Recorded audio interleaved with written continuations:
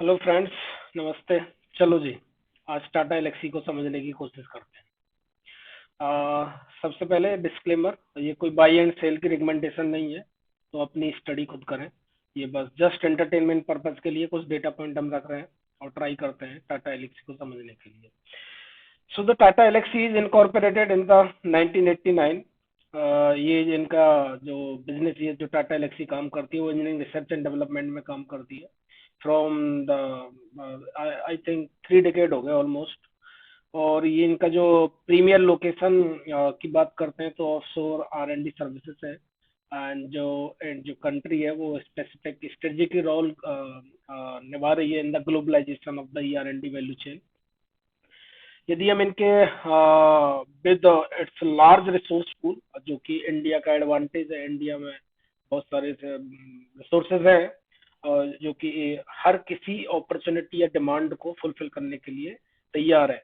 India का market, यदि हम मार्केट शेयर की बात करते हैं तो 10 से 15% का मार्केट शेयर है E R and D business में।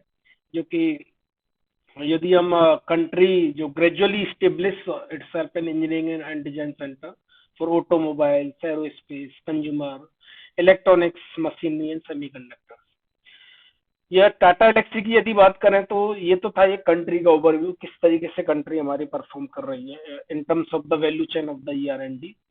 यदि टाटा एलेक्सी की बात करते हैं तो Tata Elxsi is the leading player for providing design and technology services across the industries. जो इंडस्ट्रीज हैं लाइक ट्रांसपोर्टेशन है, मीडिया है, कम्युनिकेशन है, हेल्थ केयर है, मेडिकल डिवाइसेस है।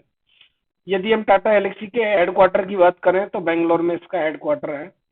एंड यदि कंट्रीज की बात करें तो यूएस में, यूरोप में, एशिया पैसिफिक एंड जापान में।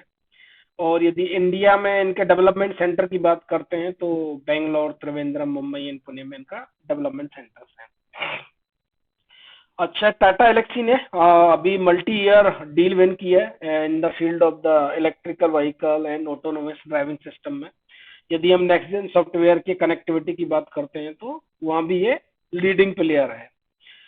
और टाटा एलेक्सी को करीब करीब 3 डेकेड, 3 डेकेड्स, करीब करीब 30 साल का एक्सपर्टीज है इस डोमेन के अंदर, जो कि हेल्प करता है किसी डील को विन करने के लिए। तो जाहिर सी बात है, यदि किसी बंदे को अच्छा एक्सपीरियंस है तो थोड़ा पुश होता है उसकी तरफ। और यदि टाटा एलेक्सी जो major application provider like digital technology such as internet of things, cloud, mobility, virtual reality and artificial intelligence. एक नॉर्थ अमेरिकन कंपनी है जो हेल्थ केयर में काम करती है, उन्होंने टाटा एलेक्सी को multi year win means deal win की है। अभी कुछ दिन पहले की बात है।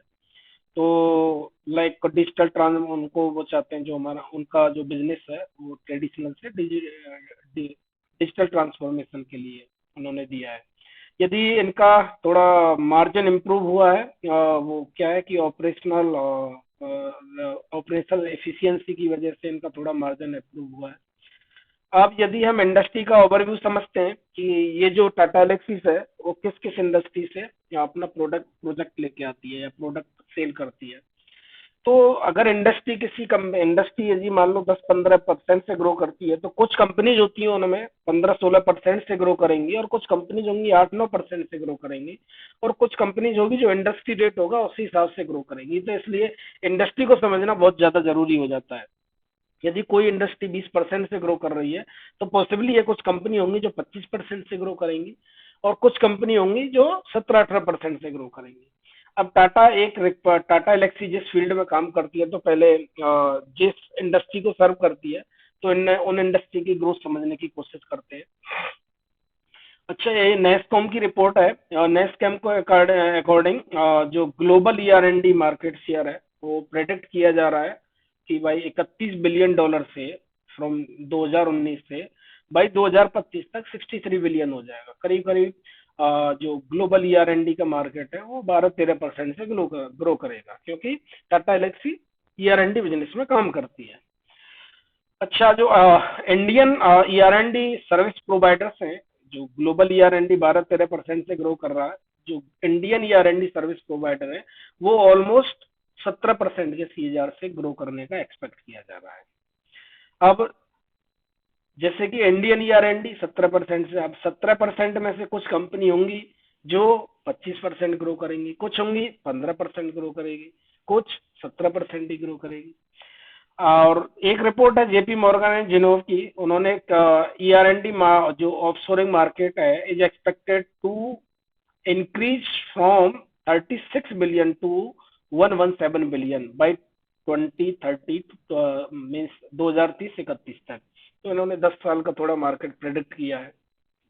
ये क्या है, एक्सपेक्टेड है, और जो चीज एक्सपेक्टेड होती है डजेंट मैटर कि वो फुलफिल हो ही जाती है। अब वो तो आने वाला समय बताएगा कि सच में ऐसा कुछ होएगा कि नहीं होएगा। लोग अपना अपना डेटा पॉइंट देते हैं। अब यदि the share of the Indian ER&D market इसमें यदि देखा जाए तो वो करीब करीब 13% CAGR से ग्रो करेगा फ्रॉम 2021 टू 2030 एंड 31, इस 10 साल में 13% CAGR से ग्रो करेगा। यदि हम ऑटोमोटिव की बात करते हैं तो ऑटोमोटिव में जो अभी शिफ्ट, यदि आप भी ऑब्जर्व कर रहे होंगे, फ्रॉम लाइक ट्रेडिशनल गाड़ी से इलेक्ट्रिकल व्हीकल की तरफ शिफ्ट जा रहा है, शिफ्ट हो रहा है मार्केट। तो न्यू इलेक्ट्रिकल व्हीकल में यदि हम बात करें, जो 2.5 मिलियन यूनिट 2020 में बिकी थी, तो एक्सपेक्ट किया जा रहा है 2030 तक 31.1 मिलियन यूनिट बिकेंगी। अब यदि हम media and broadcast and communication की बात करते हैं तो ये जो मीडिया एंड ब्रॉडकास्ट का इंडस्ट्री है, ये एक्सपेक्ट किया जा रहा है कि जो ग्लोबल टेलीकॉम सर्विस मार्केट वो रफली 1728 बिलियन डॉलर, और ये एस्टिमेट किया जा रहा है कि इसमें जो ग्रोथ आएगी वो 5.4% CAGR से आएगी टिल 2028 तक। अच्छा, इसके जो ड्राइवर है जो मार्केट एक्सपेंशन के, वो क्या क्या क्या ड्राइव करेंगे कि भाई हाई स्पीड कनेक्टिविटी होगी, एक्सप्लोत जो जो ग्रोथ है वो कंज्यूमर बिहेवियर में because of the OTT platform, और जो मोबाइल यूजर्स हैं वो ग्रो करेंगे, ये इसके ग्रोथ ड्राइवर हैं। यदि हम OTT मार्केट की बात करते हैं, ओवर द टॉप जो हम आजकल हॉट स्टार देखते हैं, नेटफ्लिक्स देखते हैं या फिर अमेजन प्राइम, तो वो जो मार्केट है उसको एक्सपेक्ट किया जा रहा है कि भाई ये 44.5 बिलियन से 139 बिलियन हो जाएगा, कब तक, 2028 तक, जिसमें ग्रोथ है 17.7% की, because of the better cloud streaming services. अच्छा, अब हेल्थ केयर की बात करते हैं। अब हेल्थ केयर में क्या है, जो ग्लोबल ER&D का जो हेल्थ केयर है उसमें ER&D का एक्सपेंडिचर काफी आ रहा है, इन्वेस्टमेंट आ रहा है उस सेक्टर में, हेल्थ केयर सेक्टर में। ये एक्सपेक्ट किया जा रहा है कि ये हेल्थ केयर सेक्टर जो आज की डेट में हेल्थ केयर सेक्टर का जो मार्केट है वो 332.53 बिलियन है। ये ग्लोबली बात की जा रही है, और ये एक्सपेक्ट किया जा रहा है कि 2032 तक ये 1694 बिलियन हो जाएगा। हार्डली इसमें कंपाउंडेड ग्रोथ आएगी ऑलमोस्ट 19.4% की फ्रॉम 2030 टू 2032। तो करीब करीब ये एक्सपेक्ट किया जा रहा है 19-20% से ये सेक्टर ग्रो करेगा, जो कि अपने आप में ही बहुत बड़ा नंबर है। अब इंडस्ट्री का थोड़ा हमने ओवरव्यू समझ लिया है, तो अब चलो समझने की कोशिश करते हैं बिजनेस हिस्ट्री। अब टाटा एलेक्सी को समझने की कोशिश करते हैं। टाटा एलेक्सी इनकॉर्पोरेट हुई थी 1989 में। ये क्या प्रोवाइड करती है, ये system integration and industrial design services provide करती है वेरियस इंडस्ट्रीज के लिए। अच्छा, इसको एक एनिमेशन स्टूडियो भी है जो कि स्पेशलाइज है producing high quality animation for client for the entertainment industry. ऐसा माना जाता है कि धूम 3 का जो VFX है इन्होंने डिजाइन किया था, और जो क्रिस की सीरीज है उसका भी VFX, या तारे जमीन, ये कुछ ऐसे हैं मूवी जिनका VFX टाटा एलेक्सी ने डिजाइन किया था। और इनका जो वर्चुअल, ये क्या करते हैं, कोई आइडिया है तो उसको वर्चुअल रियलिटीज में जो मीन्स कन्वर्ट करते हैं through the XR revolution and like. और ये इनके पास में स्किल्ड ग्राफिक डिजाइनर हैं जो ऑटोमोबाइल इंडस्ट्री में मॉडल बनाने के लिए यूज करते हैं उनका, जो इनके पास स्किल, इनके पास जो वर्क फोर्स है। और यदि हम इनकी बात करते हैं, कंप्यूटर जनरेटेड ग्राफिक्स है to represent the manufacturing process for the industrial visualization. इसका जो इंडस्ट्रियल विजुअलाइजेशन है वो होता क्या एक्चुअली में, वो होता है कि process of applying computer generated graphics to represent the manufacturing process and product. अच्छा, इससे मतलब प्रॉफिट क्या है, तो ये क्या करेगा, optimising their output, enhancing efficiency and reducing cost. अच्छा, ये मेटावर्स को भी एक्सप्लोर कर रहे हैं with the help of VXR. And यदि हम Tata Elxsi provide integrated service like from research strategy and electronics, mechanical design, software development, validation and deployment, and it's supported by network design studio. There are global development center हैं इनके। अब यदि हम business segment की बात करते हैं तो ये जो टाटा एलेक्सिस है वो 3 वर्टिकल में काम करती है। पहला वर्टिकल एम्बेडेड प्रोडक्ट डिजाइन, दूसरा vertical industrial design and visualization, तीसरा है सिस्टम इंटीग्रेशन एंड सपोर्ट। तो पहले वर्टिकल की बात करते हैं तो embedded product design. Embedded product design में क्या करते हैं, ईपीडी डिवीजन जो प्रोवाइड करता है इनको hardware, software, embedded system design and development services across the product life cycle of various sector. अब ये जो ईपीडी है उसके अंदर भी 3 सेगमेंटेशन है जहाँ से इनका रेवेन्यू आता है। वो है transportation, media and communication and health care and medical services. EPD itself ही जो रेवेन्यू जनरेट करता है वो 87.6% रेवेन्यू जनरेट करता है। और यदि ईपीडी में ट्रांसपोर्टेशन से 41.5% रेवेन्यू आता है, मीडिया एंड कम्युनिकेशन से 42.4% आता है, health care and medical device से 16.1% रेवेन्यू आता है। अब आप यहाँ से ना रिलेट कर सकते हो, हमने प्रीवियसली इंडस्ट्री का एनालिसिस किया था कि हेल्थ केयर से इनका कितना आ रहा है, 16.1%, जो कि हेल्थ केयर इटसेल्फ ही 19-20% से ग्रो कर रहा है। ऐसे ही मीडिया जो कि ओटीटी प्लेटफॉर्म हुआ, एंड ट्रांसपोर्टेशन जो कि ऑटोनोमस व्हीकल हुआ। अब यदि इंडस्ट्रियल डिजाइन एंड विजुअलाइजेशन की बात करें तो यहाँ से इनको 9.7% का रेवेन्यू आ रहा है। तो IDV division address the industrial design, जो कि अभी बताया कि भाई कोई मैन्युफैक्चरिंग इंडस्ट्री है, कोई बड़ी इंडस्ट्री है, तो उसका क्या करेंगे, ये वर्चुअल वीडियो बनाएंगे कि भाई कहाँ कहाँ कॉस्ट कटिंग की जा सकती है, कैसे इसको ऑटोमेट किया जा सकता है। तो these things they provide and like user experience and service designing and branding and digital content marketing requirement for customer। like branding के लिए ऐसा मतलब कहीं से सुना था मैंने कि ऑरलेक्स का जो डब्बा है उनकी उसकी डिजाइन टाटा एलेक्सी ने डिजाइन बनाया था। तो फॉर ब्रांड बिल्डिंग। यदि हम सिस्टम इंटीग्रेशन एंड सपोर्ट की बात करते हैं तो इसका रेवेन्यू 2.7% आता है, 2.7% रेवेन्यू जनरेट करता है ये वाला वर्टिकल इनका। तो कंपनी इसमें क्या करती है, company integrates complete system and solution for specialized application such as experience center, training and safety and design visualization, and it continue to strengthen its portfolio to address emerging technology and need of the customer। यदि हम revenue की बात करते हैं on site और of site की, तो 2022 में इनका ऑन साइट से रेवेन्यू था 2.3% और ऑफशोर से रेवेन्यू था 74.7%। अगर वो हम Q2 2023 की बात करते हैं तो इनका जो ऑन साइट से रेवेन्यू कम हो गया 24.8% और ऑफ सोर्स से रेवेन्यू बढ़ गया 75.2%। This is a good sign because on side पे जो बंदे होते हैं उनकी सैलरी हाई होती है और ऑफ सोर पे जो बंदे होते हैं उनकी सैलरी लो होती है, तो यहाँ पे ये मार्जिन एक्सपेंशन दिखता है। यदि हम कॉन्ट्रैक्ट टाइप मिक्स की बात करते हैं तो इनका कॉन्ट्रैक्ट जो फिक्स प्राइस था वो 49.2% था और टाइम एंड मटेरियल वाला 50.8% था, जो Q2 फाइनेंशियल 23 में 50.4% और 49.6% हो गया।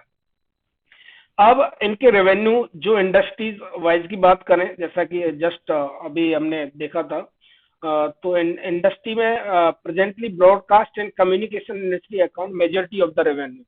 यदि अभी जो 44% रेवेन्यू आता है इनका इससे, और ट्रांसपोर्टेशन इंडस्ट्री से 41% आता है, health care and device medical devices से 10% आता है और अदर से 4% आता है। अगर इनके क्लाइंट कंसंट्रेशन की बात करते हैं तो इनके टॉप 5 कस्टमर ही जो रेवेन्यू है वो 39% आता है। अब थोड़ा जियोग्राफिकल प्रेजेंस देखते हैं कि क्या है। रेवेन्यू फ्रॉम जियोग्राफी यदि हम 2020-21 की बात करते हैं तो 36.5% रेवेन्यू यूएस से आता था और 35.3% रेवेन्यू यूरोप से आता था और इंडिया से 13.3% and rest of the world था 14.9%, जो कि 2021-22 में हो गया 42.42% revenue from US and 30.6% revenue from the Europe and 15.9% revenue from India and rest of the world 11.3%।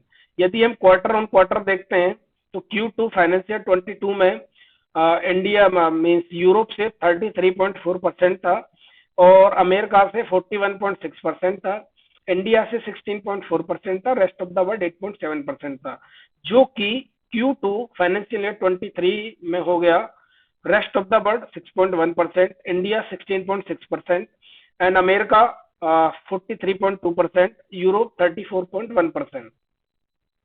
अब यदि हम इनके क्लाइंट कंसंट्रेशन की बात करते हैं तो Q2 फाइनेंशियल 22 में जो कि टॉप 5 क्लाइंट से रेवेन्यू आता था इनका 36.6% और टॉप 10 से आता था इनका 48%, जो कि Q2 फाइनेंशियल 23 में बढ़ के टॉप 5 क्लाइंट का रेवेन्यू हो गया 39.9% और टॉप 10 का 48.1%। अब यदि हम थोड़ा एम्प्लॉय मैटर की बात करते हैं तो इनका एट्रिशन रेट है वो इस क्वार्टर में थोड़ा गिरा है। Q1 फाइनेंशियल 23 में 19% था, जो कि Q2 फाइनेंशियल 23 में हो गया 18.7%। This is also a matrix if you are analyzing any company which is serving in the IT industry, so आपको ये मैट्रिक्स जरूर देखनी चाहिए कि एट्रिशन रेट कितना है। यदि जितना एट्रिशन रेट कम होगा तो इसका मतलब वो कंपनी उतना अपने एम्प्लॉय के प्रति एम्प्लॉय हैप्पी है उस कंपनी में काम करने करते करते। यदि इस कंपनी जो इंडस्ट्रीज है यदि वो देखते हैं वो किस किस को सर्व करती है, इनका एक बड़ा ही इंटरेस्टिंग सा प्रोग्राम है, मतलब इनका जो ट्रेंड है वो चल रहा है case. Case means C means connected, A means autonomous, S means shared mobility और ई मीन्स इलेक्ट्रिकल। लाइक आप यदि आप देख रहे होंगे तो एक ट्रेंड और चल रहा है जो कि ऑटोनोमस ड्राइविंग की तरफ जा रहा है।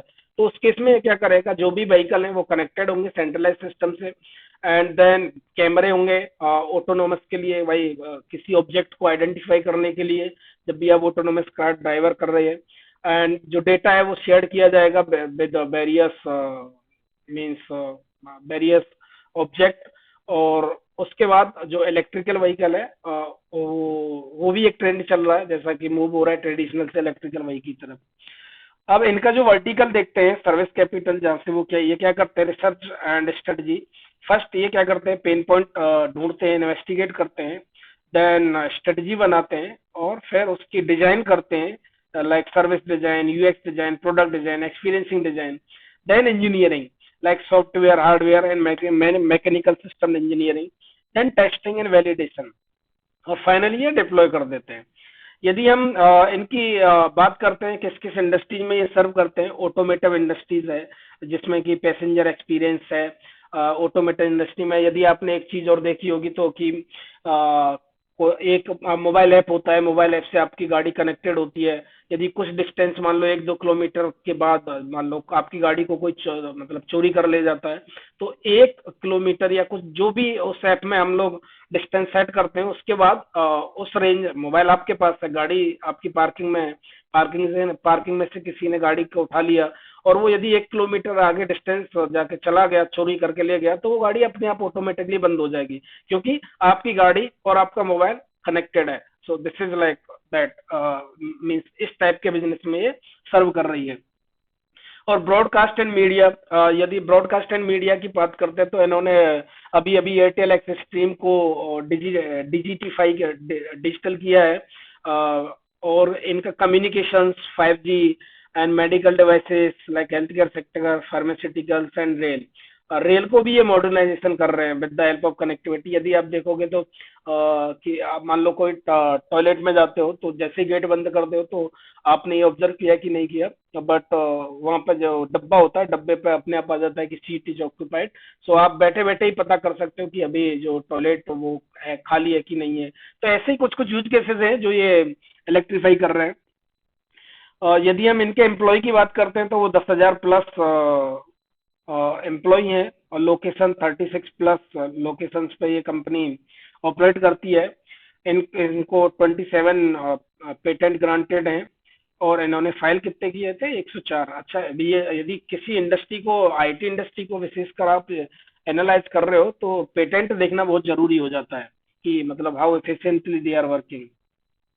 अब यदि इनके प्रोडक्ट की बात करते हैं तो इनके पास में 3 डिजाइनिंग स्टूडियो हैं, 5 R&D सेंटर हैं और office location 35 plus and country presence around 15।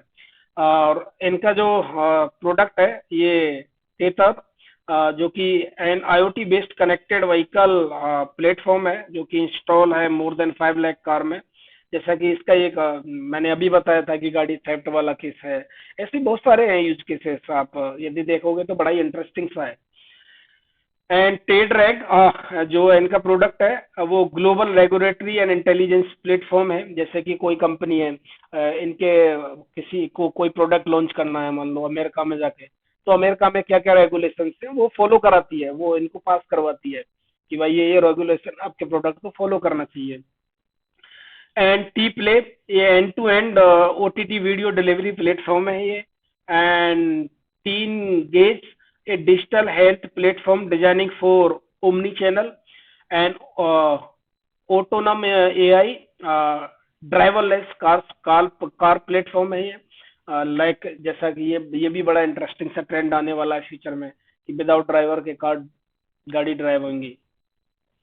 E-mobility is lab-based framework for validation of EV system. ICX software as service-based solution for monitoring and managing CPE. QO intent a cloud-based video DevOps platform. These are the product. आप इनके बारे में यदि detail में भी पढ़ सकते हैं तो आपको एक अच्छा ग्रिप मिलेगा कंपनी के ऊपर कि रियली में कंपनी क्या कर रही है। आप थोड़ा इनका सर्विस फ्रेमवर्क की बात करते हैं तो ये क्या करते हैं कि क्या क्या सर्विसेज प्रोवाइड करते हैं। लाइक प्रोडक्ट इंजीनियरिंग में क्या है? Mechanical engineering like engineering design and development, embedded software navigation and control, video processing and like hardware design, IPC certified professional design for EMSI, EMI, PCB, sensors of fusion. अच्छा, ये testing and QA and prototype mockup design करते हैं, then अपने client को दिखाते हैं। If client is okay then they start making like POC, proof of concept, then they start making of the product. And जो भी इनका प्रोडक्ट है वो उसकी मेंटेनेंस भी प्रोवाइड करते हैं, user experience and product design. These are the services which they provide. अब यदि हम जो ठीक है पास्ट में ये अच्छा अच्छा किया है इन्होंने, तो ये अपने को तो फ्यूचर ग्रोथ से मतलब है कि भाई जो भी इनका प्लान है फ्यूचर ग्रोथ है इस कंपनी में कैसे आएगी, कहाँ से आ सकती है। हमने एक तो इंडस्ट्री ओवरव्यू देख लिया कि इंडस्ट्री किस तरीके से एक्सपेक्टेड है ग्रो करना। अब थोड़ा कंपनी के बारे में देखते हैं कि कंपनी क्या कह रही है। And TL having discussion with various customer who, अच्छा, हु आर यूटिलाइजिंग। जैसा कि इंडिया में क्या है कि PLI स्कीम दी जा रही है, तो हमारे इंडिया में क्या होता है कि जो बहुत सारे वेंडर्स हैं जो क्या करते हैं चाइना से माल इंपोर्ट करते हैं और यहाँ का टैग लगाते हैं अपना और इंडिया में सेल करना स्टार्ट कर देते हैं।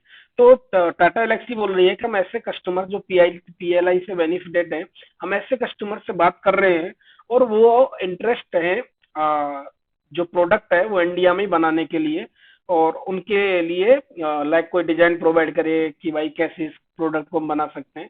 तो ऐसे कस्टमर से टाटा एलेक्सी बात कर रही है। तो अगर ये सक्सेसफुल होता है तो ये एक ग्रोथ ड्राइवर होगा कंपनी के लिए। अच्छा, पेटेंट फाइल कर रहे हैं। जैसा कि हमने देखा पेटेंट क्या करता है कि आपका जो ब्रांड मीन्स प्राइसिंग है उसको थोड़ा, आपके जो आइडिया है उसको कोई दूसरा इम्प्लीमेंट नहीं करता है तो आप उस पर थोड़ा सा कस्टमर से ज्यादा चार्ज कर सकते हैं।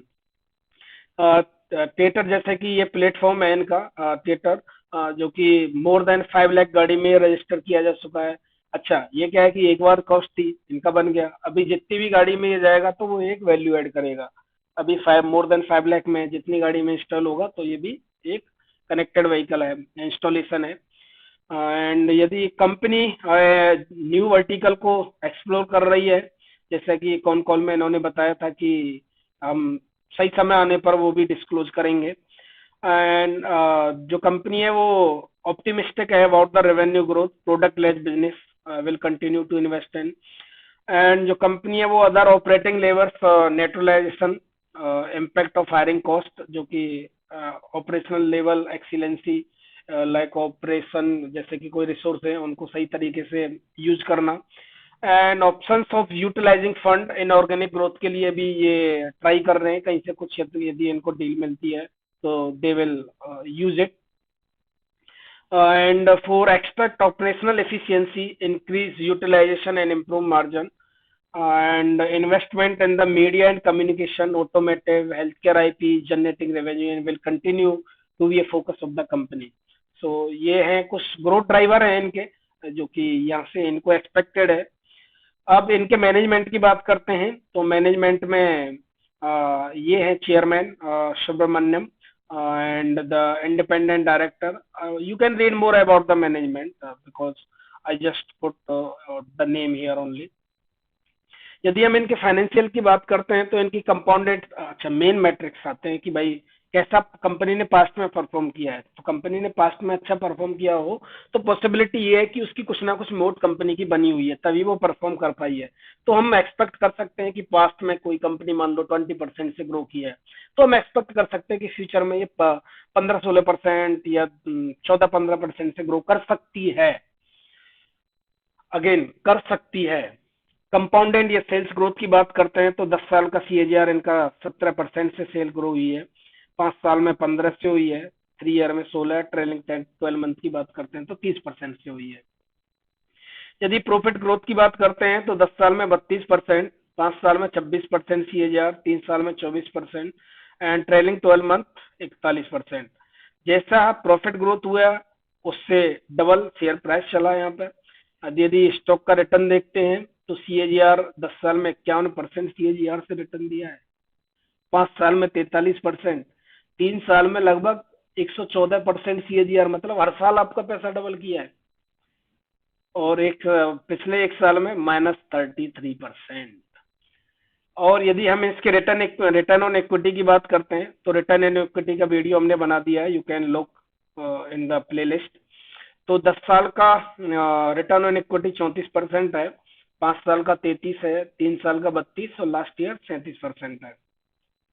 कंपनी के मार्केट कैप की बात करें तो कंपनी जो टोटल, यदि आप पूरी कंपनी को खरीदना चाहते हो तो 37,111 करोड़ में कंपनी मिल रही है।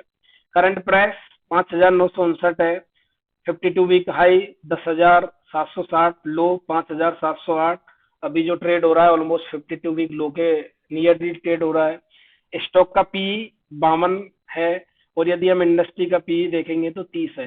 तो इंडस्ट्री के पी से थोड़ी सी एक्सपेंसिव है कंपनी। अब वैल्यूएशन मींस ये क्या है, ये not a recommendation for buying and selling, ये बस एक डेटा पॉइंट है जो हम प्रेजेंट कर रहे हैं आपके सामने। तो बाकी अपनी रिसर्च कर लेना कि भाई कंपनी का वैल्यूएशन कितनी महंगी है, कितनी, हर वैल्यूएशन के अलग अलग मेथड है। कोई ट्रेडिशनल वैल्यूएशन देखता है, कोई फ्री कैश फ्लो डिस्काउंटेड देखता है, तो अलग अलग मेथड है। आप किस मेथड का यूज करते हो वो आप देख लीजिएगा। यदि कंपनी की बुक वैल्यू की बात करें तो 272 रुपए है, डिविडेंड यील्ड 0.71% है। ROCE की बात करें तो 47.7% है, ROE 37.2% है, फेस वैल्यू कंपनी की 10 है, डेट टू इक्विटी रेशियो 0.11 है। डेट टू इक्विटी रेशियो का भी वीडियो हमने बना दिया है, you can have a look in playlist. EPS की बात करें तो 115 है, sales growth 29.5%, profit growth 41.4%, price to book 21.9, current price to free cash flow 107, free cash flow 412 crore, free cash flow 3 year का कितना है 1043। ये आपको ये सारी चीजें देखना बहुत जरूरी हो जाती हैं, क्योंकि कंपनी बिजनेस कर रही है, free cash flow at the end generate कर रही है कि नहीं कर रही है। मतलब जो शेयर होल्डर की जेब में है वो पैसा आ भी रहा है कंपनी की में कि नहीं आ रहा है शेयर होल्डर की में, कि भाई जब हमने बिजनेस किया फ्री कैश फ्लो ही जनरेट नहीं कर पा रहे हैं, तो ऐसे बिजनेस क्या ही मतलब है। यदि हम प्रमोटर होल्डिंग की बात करते हैं तो 43.9% है, करंट असेट्स इसके पास में 1,799 करोड़ है। रिटर्न ऑन असेट की बात करें तो इसका 28.3% है। पेग रेशियो हार्डली 2 के पैक पे मिल रहा है। रिटर्न ऑन इन्वेस्टेड कैपिटल 35% है, और price to sale 12.4%। Cash cash conversion cycle -143, good one. Dividend pay out 48.2%। आप रिस्क एंड कंसर्न्स की बात करें कंपनी में, क्योंकि जो भी कंपनी है बिजनेस करती है तो उसमें कुछ ना कुछ रिस्क एंड कंसर्न्स होते ही हैं। यदि हम ये जिस इंडस्ट्री में काम करती है वो फास्ट चेंजिंग इंडस्ट्री है, एक्सट्रीमली डायनामिक इंडस्ट्री है। आप देखोगे कि कभी कोई टेक्नोलॉजी, नई टेक्नोलॉजी आ जाती है, हर 6 महीने में एक नई टेक्नोलॉजी आ जाती है। तो ये और कंपटीशन जो है इस इंडस्ट्री में वो टफेस्ट कंपटीशन है। जियो पॉलिटिकल रिस्क है, यदि कहीं भी किसी कंट्री में होता है, क्योंकि ऐसा कि इनका 15 कंट्री में प्रेजेंस है, किसी भी कंट्री में कुछ होता है, जैसे यूक्रेन रशिया वॉर चल रहा है, तो रेवेन्यू डायरेक्टली हिट होते हैं। और इंडस्ट्री रिस्क, यदि इंडस्ट्री में मान लो डिफरेंट डिफरेंट इंडस्ट्री में ये काम करते हैं, किसी इंडस्ट्री में यदि स्लो डाउन आता है तो सबसे पहले जो डिस्क्रिमिनेटरी एक्सपेंसेस हैं वही कट किए जाते हैं, तो ये एक बड़ा रिस्क है। कंप्लायंस रिस्क है, डिफरेंट डिफरेंट कंट्रीज के अलग अलग कंप्लायंस होते हैं, वो फॉलो करने पड़ते हैं, यदि कुछ गलती से नहीं फॉलो किया तो हैवी पेनल्टी लगती है। साइबर सिक्योरिटी रिस्क है, यदि कोई कंपनी ऑनलाइन है तो उसका अटैक होने का खतरा तो है ही। तो बस आज के लिए इतना ही, धन्यवाद।